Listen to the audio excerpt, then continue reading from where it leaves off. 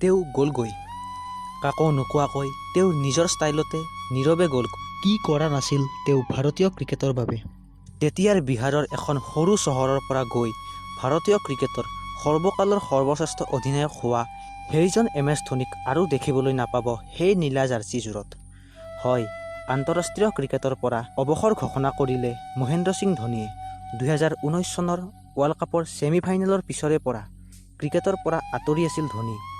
আৰু যোৱাকালি হঠাৎ ইনষ্টাগ্ৰাম পোষ্ট যোগে তেওঁ আন্তঃৰাষ্ট্ৰীয় ক্ৰিকেটৰ পৰা অৱসৰ ঘোষণা কৰিলে। এনেকুৱা এজন মহান ক্ৰিকেটাৰে এনেকৈ অৱসৰ ঘোষণা কৰাটো কোনেও বিচৰা নাছিল। সকলোৱে তেওঁক খেলপথাৰৰ পৰা বিদায় লোৱাটো বিচাৰিছিল।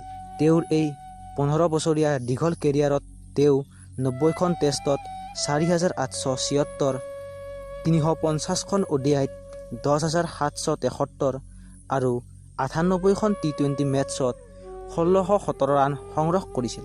অধিনায়ক হিচাপে তেওঁ মুঠ 200খন ODIত 110খনত জয়লাভ কৰিছিল আৰু 90খন টেষ্ট মেটছত 27খনত জয়লাভ কৰিছিল।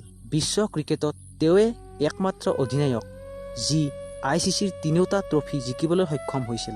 2007 চনৰ T20 ৱৰ্ল্ড কাপ, 2011 চনৰ 50 অভাৰ ৱৰ্ল্ড কাপ আৰু 2013 চনৰ চেম্পিয়ন ট্ৰফী।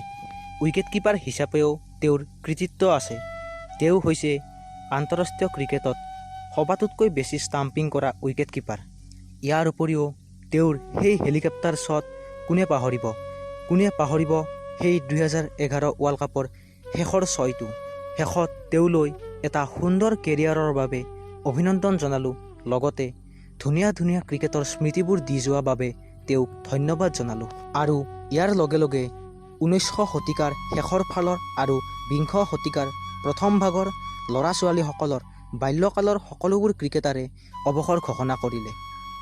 তেওঁৰ লগে লগে আৰু এজন ভাৰতীয় ক্ৰিকেটাৰ ধোনীৰ এই সময়ৰ সহযোগী সুৰেশ ৰাইনাও আন্তঃৰাষ্ট্ৰীয় ক্ৰিকেটৰ পৰা অৱসৰ ঘোষণা কৰিলে।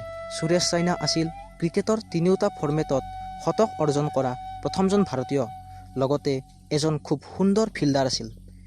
গতিকে দুয়োজন ক্ৰিকেটাৰক ধন্যবাদ জনাই আজিৰ ভিডিঅ'টো সামৰণি মাৰিলোঁ। ভিডিঅ'টো ভাল পালে লাইক, কমেণ্ট, শ্বেয়াৰ কৰিব।